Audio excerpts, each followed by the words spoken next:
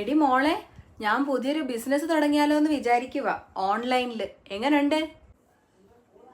എന്താ പുതിയ ബിസിനസ്? പപ്പടൻ്റെ മണി ഓൺലൈനിലേക്ക് മാറുകയാണോ?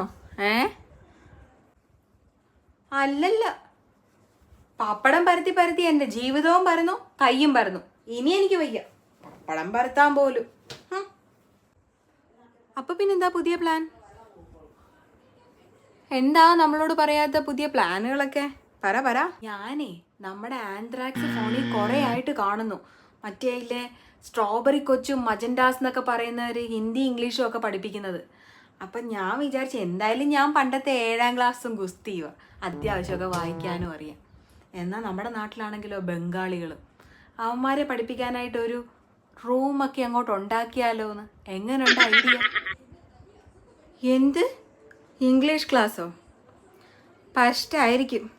ആൻഡ്രോയിഡ് ഫോണെന്ന് പോലും പറയാൻ അറിയാത്ത അമ്മ ആന്ത്രാക്സ് എന്ന് പറഞ്ഞ് വെച്ചിട്ട് അവസാനം ഇംഗ്ലീഷ് ക്ലാസ് എടുക്കാൻ പോകുന്നു, അതും ഓൺലൈനിൽ.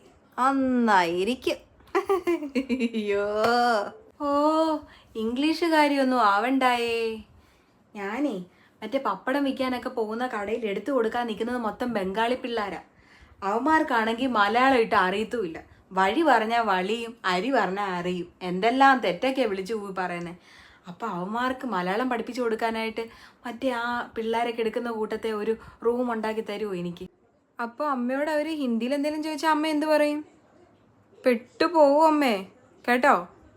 പിന്നെ കിണ്ടി, അവന്മാർക്ക് കിണ്ടി പഠിപ്പിച്ചു കൊടുക്കാത്ത കുഴപ്പമേ ഉള്ളൂ. അവന്മാർ എന്നോട് കിണ്ടി പറയുമ്പോൾ ഞാനേ നല്ല ഒന്നാന്തരം മലയാളിയാണ്, എനിക്ക് നല്ല ഒന്നാന്തരം എരപ്പാളി ആകാനും അറിയാം.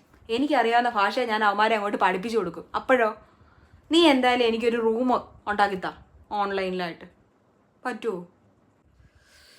എൻ്റെ പൊന്നമ്മേ, റൂമല്ല ചാനൽ. ഈ യൂട്യൂബിലൊക്കെ ചാനലാണ് തുടങ്ങുന്നത്, മനസ്സിലായോ?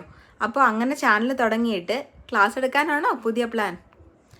പപ്പടത്തിൻ്റെ വലിപ്പം കുറച്ചപ്പം മലയാളികളെ എരപ്പാളിയാക്കി. ഇനി ഹിന്ദി പഠിപ്പിച്ച് ബംഗാളികളെ കൊലയാളിയാക്കുവോ എന്തോ.